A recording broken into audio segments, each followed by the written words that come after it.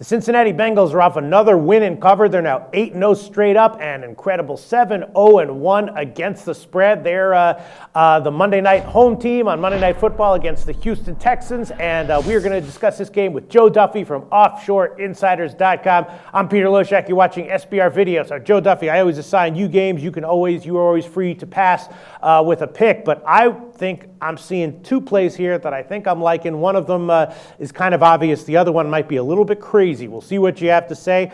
I think I would be willing to take Houston at plus 10.5 and the over at 47. 47 or 47.5 are the market-wide numbers right now. Obviously, the Bengals are awesome. No doubt about that. And Andy Dalton has the tag of being someone who tends to wilt in primetime games. He had a great game last Thursday. It was against Cleveland, though, so that's a little bit, we can maybe take that with a grain of salt. Houston's coming off the bye. Hoyer is decent at quarterback. They're getting more settled in with him. Obviously, Cincinnati has the edge here, but at 10.5, I think I'd be willing to take a shot with Houston. And, Cincinnati has so many weapons on offense. Houston's offense can be productive as well. Probably going to be pretty pass heavy. I take the over 47 as well. What do you think about that analysis, Joe Duffy?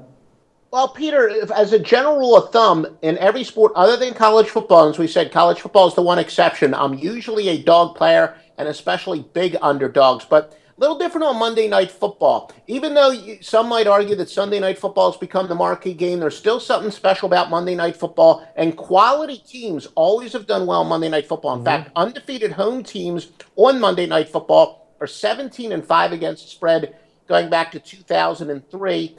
Undefeated teams with 10 or more days rest over are 48-36.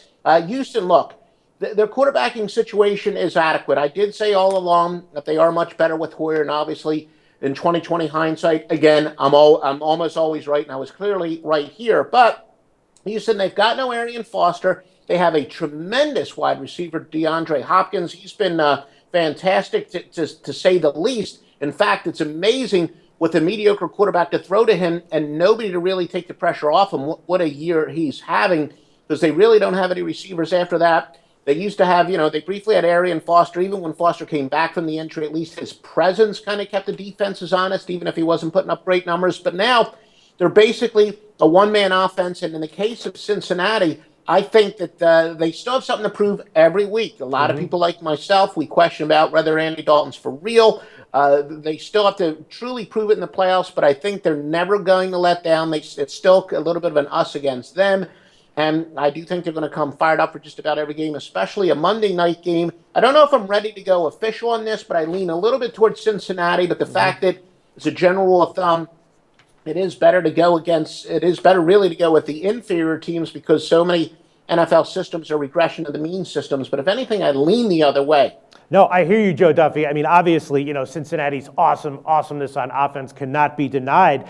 This line is split 10 or 10.5, but then, what about, everything you've said also sort of supports my lean to the over as well. And if you take the over, that protects against, Cincinnati putting up 34 and just absolutely, getting touchdown after touchdown at one point during the game.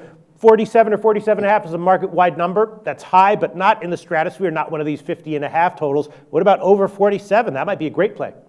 You might be right there, because I will say this. For Houston to have any prayer, they're going to have to get the ball into the hands of Hopkins early and often, and I applaud them for their success they've had this year in getting the ball in his hands, and not to mention that there's going to be some injuries in the secondary for Houston, and again, I don't think Cincinnati's going to let up. So I would say, yeah, we would agree a little bit more on the total than we would on the side. All right, well, we have Cincy minus 10 or 10.5, total 47 or 47.5. Is this going to be a pass for you, Joe, or are you going to give an official pick? Yeah, I think I'm going to make a pass and let you make the official pick on this My official pick is going to be on the over 47. It is a high total, but considering the teams and the offenses and the situation, I think it's probably worth a shot. We'll see where it closes. The public loves to bet the over in Monday night games, so this one could easily close a lot higher than 47. Joe Duffy from OffshoreInsiders.com. Tell us about your website. What's going on there right now? Obviously the rage of the industry has been the football season we're having, even good by our standards. But look, we're having a great start to the NBA. 3-0 last night was just the latest to get us way back well above 60% for the year. College basketball starting in a couple days. There is no better time than now to lock into a long-term package in the midst of the greatest football season ever, and we've only just begun at OffshoreInsiders.com. Only just begun at OffshoreInsiders.com. Thanks so much, Joe. Thank you, Peter.